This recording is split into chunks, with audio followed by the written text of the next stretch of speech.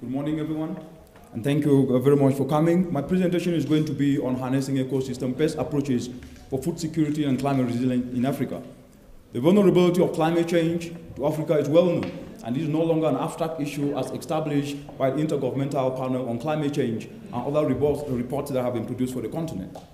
This actually brings to the forefront that vulnerability has to be addressed, and the resilience of the 1 billion African citizens who are suffering from the changing climate have got to be put in place. In November last year, the UN Environment Programme, in collaboration with other agencies, produced the first Africa Adaptation Gap report. And this report paints a very bleak picture, showing that there is almost a 95% probability of reaching a 2 degree. And if this happens, crop production is going to reduce up to about 20%. And there's also a possibility of reaching 4 degrees. And in a 4 degree world, the areas where we grow maize, sorghum, and millet will become unable to actually help produce these crops, which are actually staple crops that provide food to the continent. At the time when the population of the continent is increasing up to about 1 billion at the moment and increasing up to about 2 billion in less than 36 years from today, it is therefore quite very, very imperative to ensure that the extra 2 billion people that will be produced in the continent will have food to feed themselves. So at the moment, the continent at the same time, under the Food Security Index, last year showed that out of the 10 most food insecure countries in the world, 8 of them are in the African continent. And this resounding reminder of these tax statistics brings us to the fore to ask the question, will we be able to fit the 1 billion mark that will be added to the continent in less than 36 years from today, and at the same time adapt to the changing climate?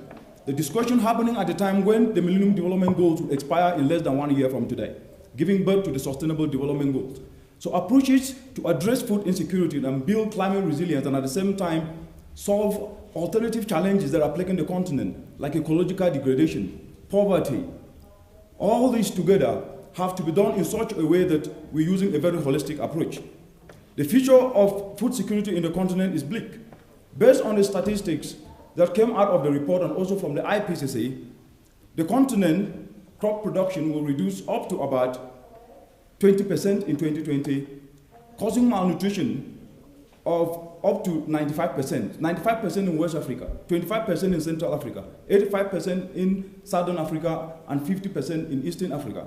All these, coupled with the statistics from the UN Economic Commission that shows that malnutrition could increase up to 16%, could cause the economy to reduce, to the GDP to reduce up to about 16%.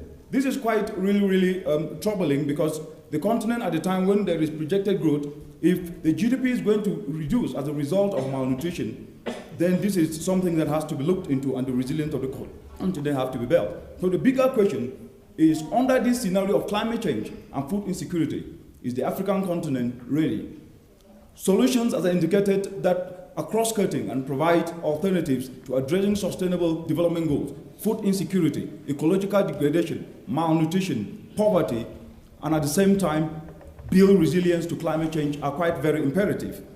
We know that ecosystems provide so many services, services of regulation, services of provisioning and supporting.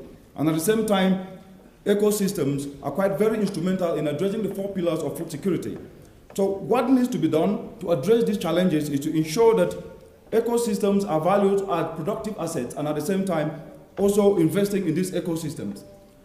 Using examples of some work that the UN Environment Programme in collaboration with other agencies have done, Mozambique, for example, using ecosystem-based approaches in a city called Shai Shai, interventions in restoring mangroves and at the same time giving people alternatives like fish farming and crab farming resulted in helping address food insecurity and build resilience and restore mangroves in the city.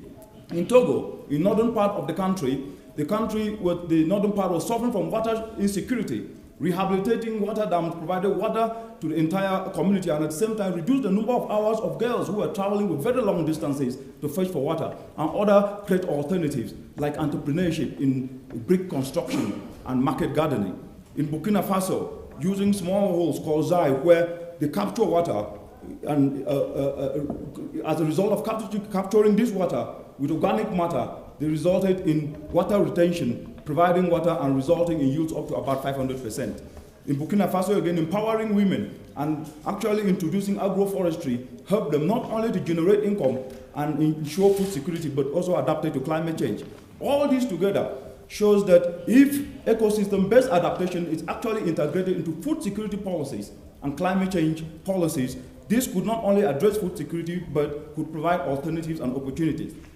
So, investment in food security is important. Developing policies that balance measuring, maximizing food production with ecosystem is imperative.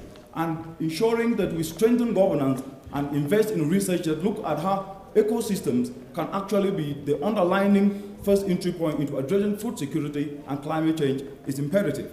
Last year, in August, the UN Environment Programme in collaboration with FAO organized the first Africa Food Security Conference to take stock of the examples that are existing and how to build, address food security, climate change, and also ensure the productivity of ecosystems.